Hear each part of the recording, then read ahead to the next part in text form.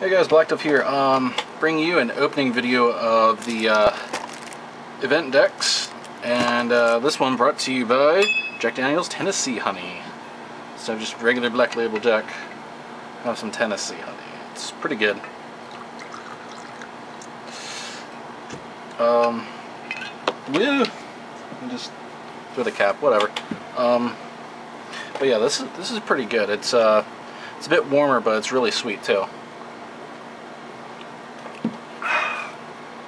Alright, so the first one I'm going to be opening is the Sweet Revenge. Even can't really read that. That's what it says there. Doesn't say it anywhere else, actually. So this is a red-blue one. Not really sure what's in this one. Haven't really checked the lists. All I know is that there's the Thragtusk and the green one. That's about all. And then, what's a good way to open these? Okay, there we go. Alright, now that we know how to open them. Alright, so here it is. Actually looks really sweet, I think.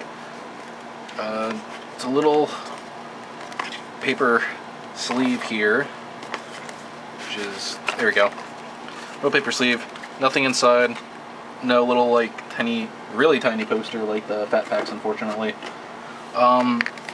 But yeah, this is like you actually use this as a deck box. There's a little flap in there. You gotta like bend it down a little bit, and it's supposed to latch in there, but it's not.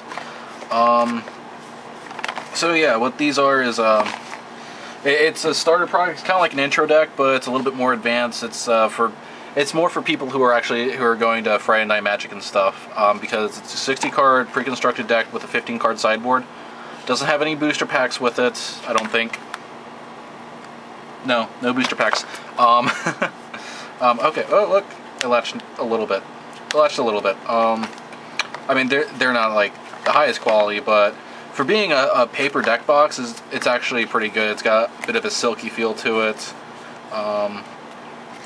You know, it's made a lot higher quality than like the earlier ones. As seems to be with like M13, they seem to be making their packaging of higher quality, which is nice. I'm gonna open it up, and so over here we have a dice. Got a black and white one. I hope you can see that with the M13 logo on it as the 20. Spin down. We've got a deck divider over here, actually. I don't know if the earlier ones had those or not. So here, this is our sideboard. This is, I think this is one of those gigantic how to play fold out things. Yeah, this is the same gigantic fold out how to play kind of thing from the Fat Pack. So no need for that anymore. Now this one is a guide to the deck, how it plays, a deck list on it. I don't know if it has any tips on what would be good. Ooh, sorry for kicking that.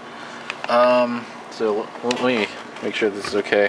There you go. So it gives you a guide on how to play the deck, guide on sideboards, deck list there with the sideboard and stuff. Ooh, it's got 2 dismembers. That's pretty good. It's a pretty good start. Taking notes. Okay, this is an important information piece right here. Because a lot of players I know, they've been playing the game for a long time, but like I get Taxian Probe them and I start writing down their hand, and they still ask me if I'm allowed to do that. Yes, you are. If you see any information from your opponent, you're allowed to write it down. You're not allowed to take notes on anything. But yeah, for further information, like pause the video and read this. I'll bring it up here so that you can, I hope. So if you need to read that, go ahead and pause the video. I'll try to hold it a little bit steadier for a second. Alright, so moving on to the rest of the contents. Actually, what's on the back of this? I don't know what's on the back. Okay, so we have some more information on formats and tournaments and events. Friday Night Magic, of course, down here. Other tips and tricks and stuff. And new to tournaments and events. Read this if you need to. So yeah, check out wizards.com/FNM if you haven't played an FNM before and you'd like to. For more information on that, go there. But let's move on to the contents of the deck, because I believe that's the last thing that's left in here. Yep.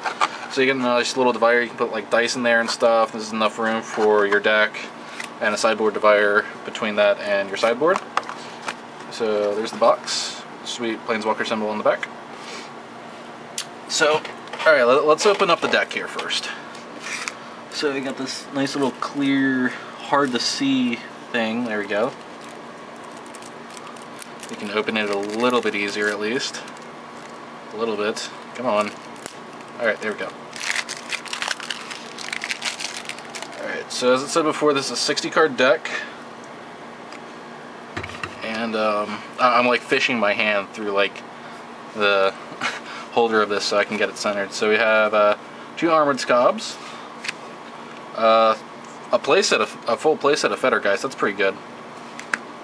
We've got a Firewing Phoenix. Oh, a Darkslick Shore. I did not know that this was in here. That's pretty nice. Desolate Lighthouse, also really good. 4 Evolving Wilds. Sulphur Falls, also good. And then we've got, what is that? 9 Mountains. Got 9 Mountains. And 7 Islands and 1 Swamp. So they're apparently putting these in a really strange order. 1 Silent Departure. A full playset of Faithless Looting. That's pretty sweet. 2 Geist Flame. 3 Pillars of Flame. A playset of Think Twice, that's good. Playset of Desperate Raving, that's pretty good as well. 3 Forbidden Alchemy. Playset of Burning Vengeance, this is actually a pretty decent starter deck. Rolling Temblor, 2 Slag Storms, and a Red Sun Zenith. This deck's actually surprisingly good. I heard a lot of bad things about this, but like for a Burning Vengeance deck, this is about where you want to be.